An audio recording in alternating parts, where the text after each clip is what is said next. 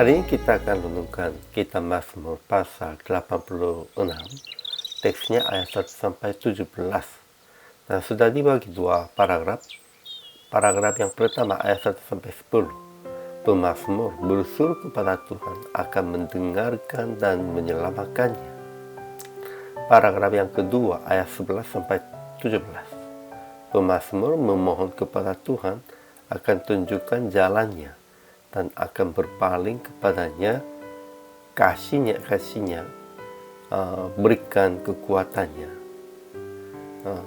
keselamatannya, dan melakukan suatu tanda kebaikan kepadanya.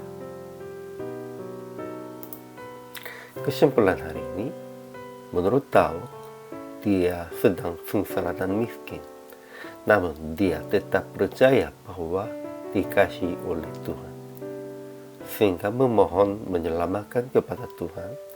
Daud berkata, tidak ada seperti engkau di antara para Allah, dan tidak ada seperti apa yang kau buat. Kemudian memohon tunjukkan kepadanya jalan Tuhan dan janjikan akan hidup menurut kebenarannya, sebab Tuhan telah melepaskan nyawanya dari dunia orang mati yang paling bawah.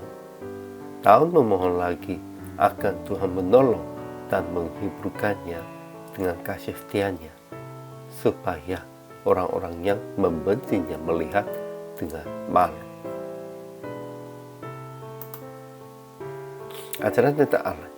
Pertama, Tuhan baik dan suka mengampuni dan berlimpah kasih setia bagi semua orang yang berseru kepadanya. Ia akan menjawab kepada kita. Pasti Tuhan mengampuni dan berlimpah kasih dan menjawab kepada kita tentang semuanya. Kedua, Tuhan besar dan melakukan keajaiban-ajaiban. Ia sendiri saja Allah. Ketiga, Tuhan Allah penyayang dan pengasih, panjang sabar dan berlimpah kasih dan setia. Ia telah menolong dan menghiburkan kita. Ajaran tentang manusianya. Pertama, Daud berusul kepada Tuhan sebab sengsara dan miskin. Dia memohon kepada Tuhan akan memelihara nyawanya, menyelamatkannya, yang percaya kepadanya dan kasihaninya. Kedua, Daud memohon kepadanya akan tunjukkan jalannya supaya dia hidup menurut kebenarannya, dan janji akan bersyukur kepadanya dengan segenap hatinya dan memuliakan namanya untuk selama-lamanya. Ketiga, Daud memohon kepada Tuhan akan berpaling kepadanya dan kasihaninya supaya orang-orang yang membencinya melihat dengan malu. Aplikasi hari ini. Pertama, mengampuni orang-orang yang berbuat salah kepada Anda seperti Tuhan telah mengampuni kita.